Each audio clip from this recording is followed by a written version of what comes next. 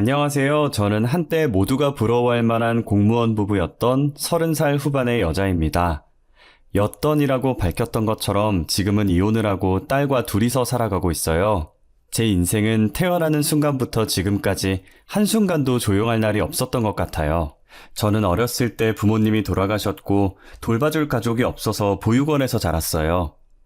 보육원에서 지낸다고 학교 친구들이며 어른들이며 제게 손가락질도 하고 불쌍한 아이라며 안타까운 시선으로 바라보았지만 아랑곳하지 않았어요. 저는 공부만이 살 길이라고 생각했고 그때부터 공부를 죽어라 열심히 했어요. 우리 다현이는 나중에 뭐 하려고 이렇게 공부를 열심히 해? 아직까진 딱히 하고 싶은 건 없는데 일단 해두는 거예요. 공부를 해야 월급 많이 주는 회사에 다닐 수 있으니까요. 돈 많이 벌어서 뭐 하게? 뭐 필요한 거라도 있는 거야? 저를 무시하는 사람들 코 납작하게 해주고 싶어요. 꼭 성공해서 돈도 많이 벌고 당당하게 살 거예요. 그래, 꼭 그런 날이 올 거야. 원장님이 우리 다현이 성공할 수 있게 매일 기도할게. 부모 없다고 혹은 돈 없다고 손가락질 당하는 각박한 세상 속에서 원장님은 유일한 제 편이었어요. 제가 공부에 집중할 수 있게 동생들을 조용히 시켜주시고 고3 땐 일부러 독방도 만들어주셨어요. 저는 원장님의 세심한 배려로 코피가 터지도록 열심히 공부를 해서 고등학교를 졸업하고 바로 공무원 시험에 합격을 했어요. 원장님, 저 공무원 시험 합격했어요. 공무원 시험 어렵다던데 어떻게 한 번에 합격을 한 거야? 하긴 너 공부하는 거 보면 독하긴 하더라. 진짜 너무 잘 됐다. 그동안 감사했어요, 원장님. 제가 종종 찾아올게요. 항상 건강하세요. 그리고 어디 가지 마시고 여기에 계셔야 돼요. 당연하지. 내가 갈 데가 어디 있어. 죽을 때도 여기서 죽을 거야. 저는 보육원을 떠나기 전 원장님과 마지막 포옹을 하고 시원섭섭한 마음으로 보육원을 나왔어요. 제가 평일에 공부하고 주말에 아르바이트를 하면서 모은 돈으로 조그만 방을 구했어요. 얼마 안 되는 돈이라 집은 구할 수 없었고 당분간 찜질방에서 지내야 하나 했는데 운 좋게 좋은 집주인을 만났어요. 집주인은 제 사정을 듣더니 짠했는지 보증금을 많이 깎아주셨어요. 공무원 시험 합격 후 주민센터에서 일하면서 악착같이 돈을 모으기 시작했어요. 직원들은 결혼하려고 돈 모으는 거냐고 물어봤지만 저는 결혼을 생각할 여유가 없었어요. 결혼할 여유는 무슨 연애할 여유조차 없어서 당시 한 번도 연애를 해본 적이 없었어요. 제가 이번 생에 연애를 할 것이라는 상상조차 하지 않았어요. 그런데 집신도 짝이 있다는 말이 있듯이 저한테도 맞는 짝이 있었나 봐요. 그것도 제가 일하고 있는 주민센터에서 말이에요. 맞아요. 저는 같이 일하는 동료와 눈이 맞아 결혼을 했어요. 여기 커피요. 혼자 뭘 그렇게 바쁘게 일해요. 누가 보면 여기 일은 다현 씨가 다 하는 줄 알겠어요. 쉬엄쉬엄 해요. 직원들 쉴 때 같이 쉬고 일할 때 같이 일하자고요. 커피 감사합니다. 그냥 쉬면 안 될 것 같다는 느낌이 들어서요. 사람들이 그러잖아요. 공무원들은 놀 거 다 놀면서 쉽게 돈 받는다고. 그래서 다들 공무원 하려고 난리인데. 그러니까 다현 씨도 저희 쉴 때 좀 쉬세요. 남편은 매번 직원들이 쉴 때 제게 와서 커피를 건네주곤 했어요. 항상 같이 쉬자면서 제가 하던 것들을 다 내려놓게 하고 빈손에 커피를 쥐어주었어요. 저한테 남편은 제 손에 들려있는 따뜻한 커피 같은 존재였습니다. 어느 순간부터 남편을 보면 가슴이 떨리더니 눈도 제대로 못 마주치겠더라고요. 남편은 제가 계속 허공을 보고 이야기하자 내 얼굴을 붙잡고 자신과 눈을 마주치게 하더라고요. 사람 눈을 보고 이야기해야지. 왜 계속 딴 곳을 보고 이야기해요? 제가 저기 있어요? 그런 게 아니라 너무 떨려서. 뭐라고요? 잘 안 들려요. 그렇게 작게 말하면 제가 어떻게 알아들어요. 다시 말해봐요. 방금 뭐라고 했어요? 지성 씨만 보면 떨린다고요. 됐어요? 저의 갑작스러운 고백에 남편은 아무 말도 못하고 제 얼굴을 잡은 채로 눈만 꿈뻑이더라고요. 그래도 직원들이 간식 사러 다 밖에 나가서 없는 상태라 제 고백을 들은 사람은 남편뿐이었어요. 타이밍 절묘하게 제가 고백을 하고 30초 뒤에 직원들이 우르르 들어오더라고요. 둘이 뭐해? 지성 씨는 왜 다현 씨 얼굴을 붙잡고 있어? 둘이 뭐야? 제 눈에 뭐가 들어가서 지성 씨가 불어주고 있었어요. 에이, 그런 거였어? 난 또 뭐 둘이 연애하는 줄 알았지. 둘이 되게 잘 어울려. 맞아요. 두 분 진짜 잘 어울리세요. 가끔 직원들끼리 두 분 사귀었으면 좋겠다고 얘기하고 그랬는데. 직원들의 말에 저희 둘은 빠르게 떨어졌고 각자 자리에서 일하는 척 했어요. 그날은 어찌나 시간이 느리게 가던지 퇴근까지 2시간 남았는데 마치 2년이 남은 것 같았어요. 저는 퇴근 시간 되면 바로 튀어나가려고 10분 전에 미리 짐을 챙기고 있었어요. 그러다 퇴근 시간이 됐고 그대로 가방을 들고 뛰어나가려는데 남편이 뒤에서 부르더라고요. 저는 그대로 굳어서 대답도 안 하고 가만히 앞만 보고 서 있었어요. 뒤에서 누군가 다가오는 소리가 들렸고 남편이 제 옆으로 와서 멈추더라고요. 가만히 서서 뭐해요? 가요. 계속 여기 있을 거예요? 아, 네네. 가야죠. 그럼요. 저는 남편의 말에 어색하게 웃으면서 뒤를 따라갔어요. 남편을 따라 도착한 곳은 회사 근처에 있는 산책로였어요. 남편이 앞에 있는 벤치에 앉더니 자신 옆에 앉으라는 듯 손으로 옆자리를 툭툭 치더라고요. 괜히 민망하기도 하고 어색하기도 해서 쭈뼛거리면서 남편 옆에 앉았어요. 저 좋아한다고 고백할 땐 언제고 왜 갑자기 저를 피해요? 제가 언제요? 저 좋다고 고백한 적은 없었거든요. 피한 적은 더더욱 없고요. 나보면 떨리는 게 좋아하는 거 아닌가? 그럼 저 싫어해요? 아니요, 누가 싫어한대요. 그냥 고백한 건 아니라는 거지. 저는 다현 씨가 너무 좋은데. 사실 아까 다현 씨가 떨린다고 했을 때 저도 떨렸어요. 다현 씨 얼굴 잡을 때 제 손 떨리는 거 안 느껴졌어요? 제가 더 떨어서 몰랐어요. 저 다현 씨 좋아해요. 그래서 계속 다현 씨 챙겼던 거고요. 괜찮으면 저랑 사귈래요? 싫다고 거절하면 어쩔 수 없고요. 싫은 거 아니라니까 자꾸 그러네. 저도 지성 씨 좋아해요. 저는 괜히 흙을 발로 차면서 남편의 고백을 받아주었고 그렇게 사내 연애로 발전하게 되었어요. 저희는 연애하면서 한 번도 싸운 적이 없었고 3년 정도 연애를 하다가 결혼을 했어요. 제가 부모님이 없으니 상견례는 하지 않았고 남편 부모님께 인사드린 게 다예요. 시부모님은 처음 봤을 때부터 되게 따뜻하고 좋은 분이셨어요. 신혼여행을 다녀와서 인사를 드리러 갔을 때 제 친부모처럼 느껴질 만큼 저를 따뜻하게 대해주셨어요. 저희가 도착했다는 소식에 시부모님께서 버선발로 달려나와서 저를 안아주셨죠. 아이고, 우리 며느리 왔어? 신혼여행은 재밌었고? 네, 너무 재밌었어요. 어머님, 아버님도 오시면 좋았을 텐데 다음에 저희 휴가 때 같이 가요. 가보시면 분명히 어머님, 아버님께서도 좋아하실 거예요. 그래. 다음에 우리 꼭 같이 가자꾸나?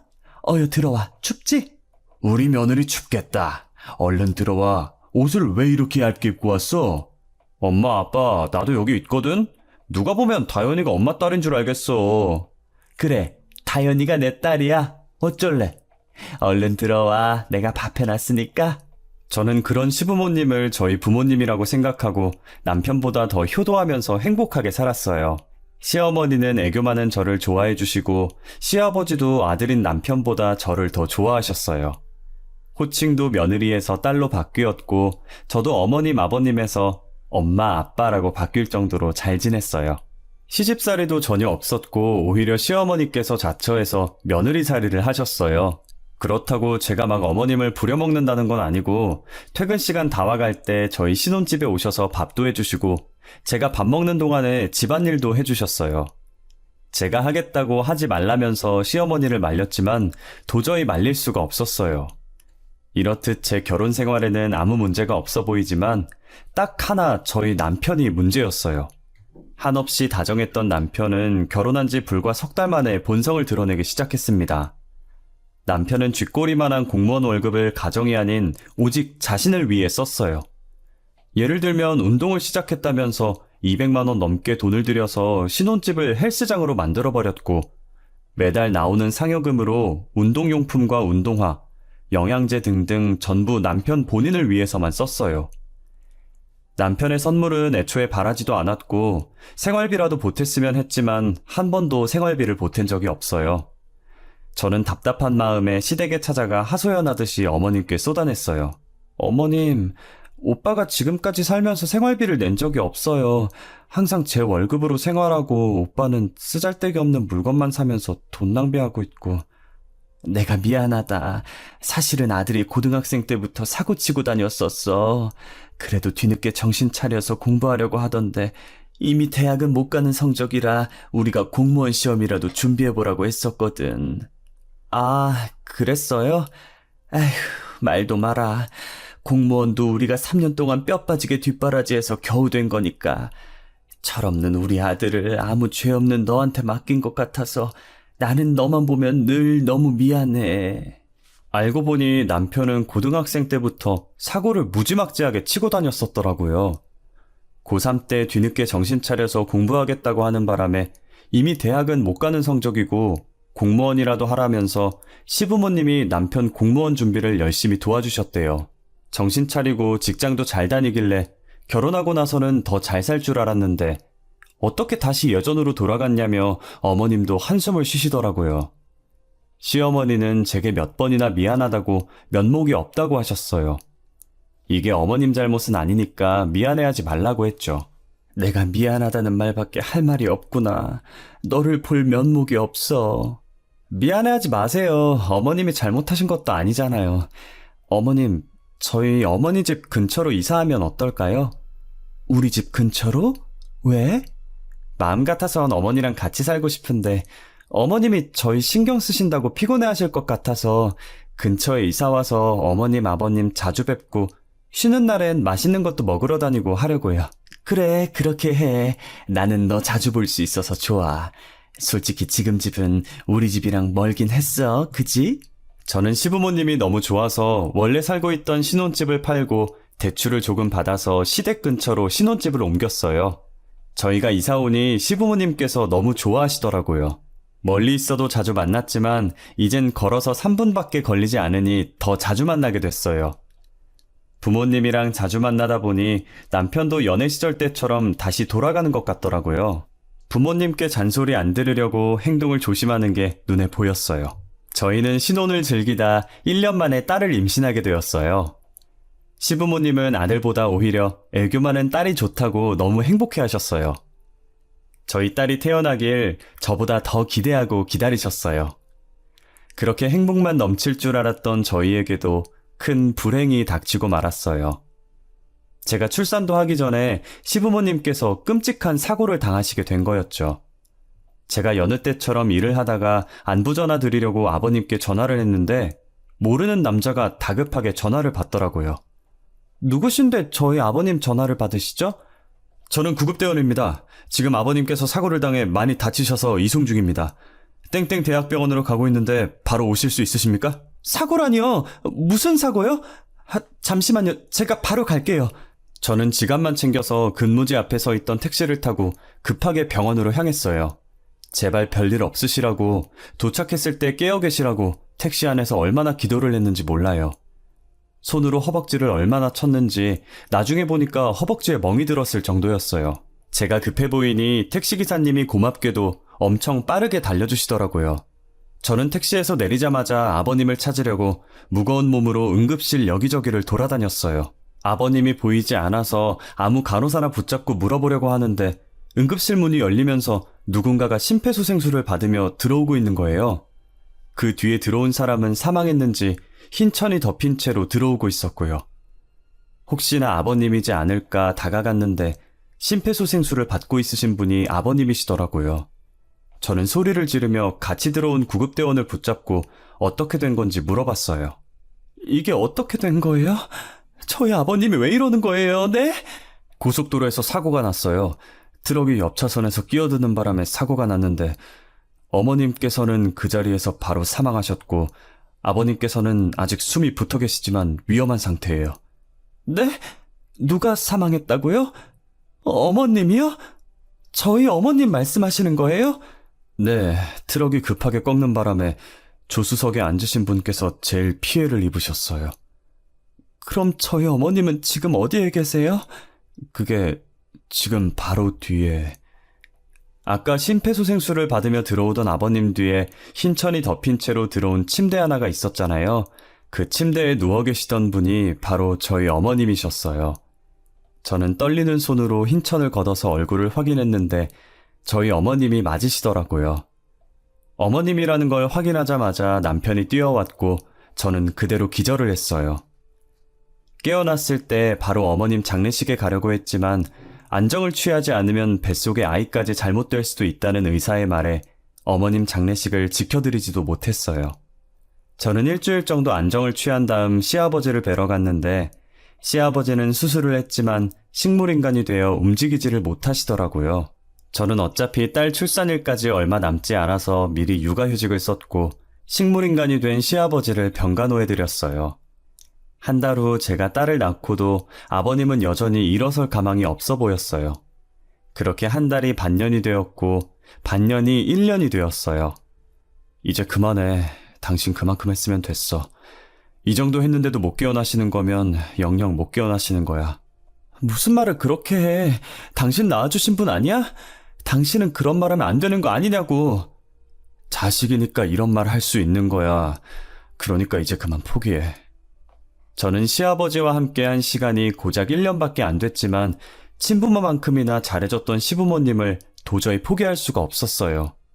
제 친부모처럼 따뜻하게 대해주셨던 분을 또 잃고 나니 세상에 저 혼자 남는 기분이었어요. 그나마 숨이 붙어있는 시아버지라도 잃고 싶지 않았던 저는 임산부의 몸으로 아버님을 간호했었습니다. 공무원 육아휴직 3년을 전부 써서 딸도 키우고 시아버지 병간호도 병행했었죠. 하지만 3년이 지나도 시아버지는 깨어날 기미가 보이지 않았고 저는 다른 근무지로 복직해서 딸을 키우며 시아버지를 케어하고 있었어요. 그렇게 끔찍한 사고로부터 5년이 지났고 결국 시아버지는 식물인간에서 깨어나지 못하고 돌아가셨어요.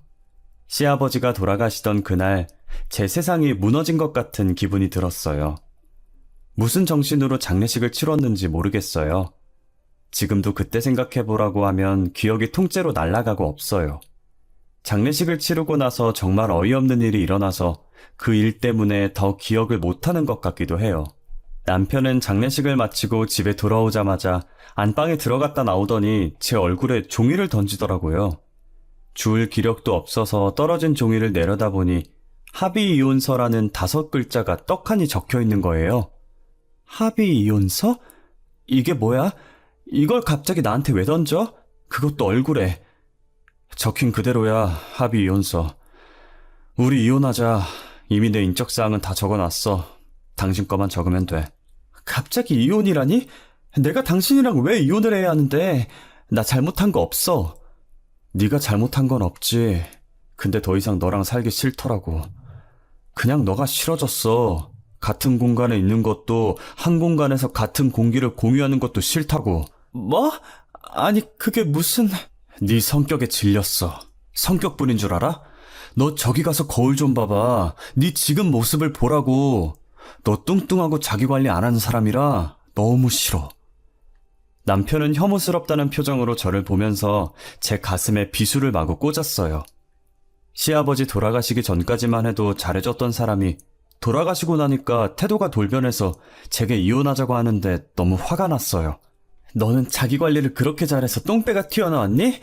너 어디 가서 웃지 마. 턱 2개 되니까. 누가 누구한테 자기 관리를 안 한대?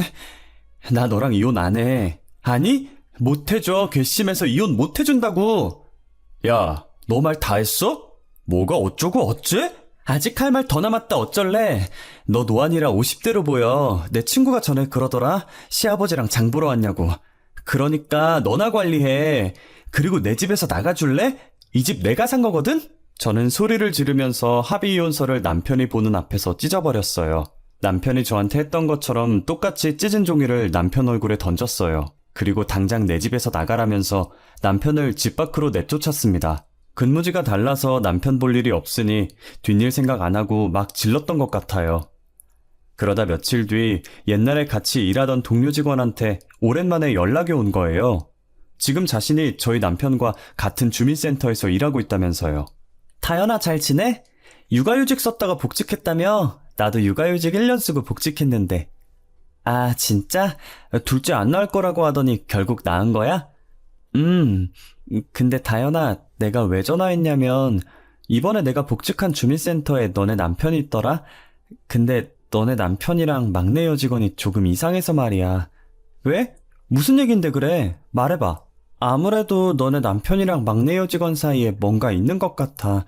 단둘이 대화하는 걸 우연히 들었는데 사이가 너무 좋아서 불륜같이 느껴지는 거 있지? 뭐? 확실해? 이미 내가 여기로 발령 오기 전부터 센터 내에서 둘이 사귄다는 소문이 돌았었대. 나도 이건 다른 직원들한테 들은 얘기라 확실하진 않아. 좀 더 알아봐야 할 것 같아. 소정아, 미안한데 내가 부탁 좀 할게. 혹시나 둘 사이에 이상한 낌새가 느껴지면 바로 나한테 연락 좀 줘. 진짜 미안해. 동료에게 부탁하고 얼마 지나지 않아 두 사람이 내연 사이가 확실하다는 연락을 받았어요. 알고 보니 남편이 시아버지가 돌아가시길 기다리면서 그동안 저 몰래 바람을 피고 있었더라고요. 몰래 막내 여직원이랑 만나다가 시아버지가 돌아가시자 그 여자와 같이 살려고 저한테 이혼을 요구한 것이었죠. 내가 둘이 이야기하는 거 똑똑히 들었어. 막내가 너네 남편한테 왜 이혼 안 하냐고, 아버지 돌아가시면 자기랑 산다고 하지 않았냐면서 빨리 이혼하라고 하더라. 어쩐지 장례식 마치자마자 내 얼굴에 이혼서를 던지더니 뒤에서 구린짓 한다고 그랬던 거구만. 소정아, 나 부탁 하나만 더 해도 될까? 어떤 건데? 말만 해. 내가 할 수 있는 건 다 해줄게. 직장 내에서 둘이 구린짓 하는 게 보이면 증거 좀 모아줘. 합의 이혼? 웃겨. 이혼 소송에다가 상간녀 소송에다가 할 수 있는 소송 다 할 거야. 옛 동료 직원은 전 남자친구가 바람핀 전적이 있어서 이런 거 절대 봐주면 안 된다고 자신의 일처럼 열심히 증거를 모아줬어요. 저는 옛 동료 직원의 도움으로 둘의 불륜행각 증거를 모을 수 있었어요. 시아버지 간호하는 내내 남편은 조강지처를 벌이고 바람을 폈다는 사실을 제가 안 이상 가만히 두고 볼 수가 없었어요. 저는 남편이 불륜을 저질렀다는 증거들을 들고 변호사 사무실을 찾아갔어요. 이 정도 증거로는 어떤 고소가 가능한 거죠? 할 수 있는 고소는 다 할 거예요. 남편이랑 상간녀가 공무원이라고요?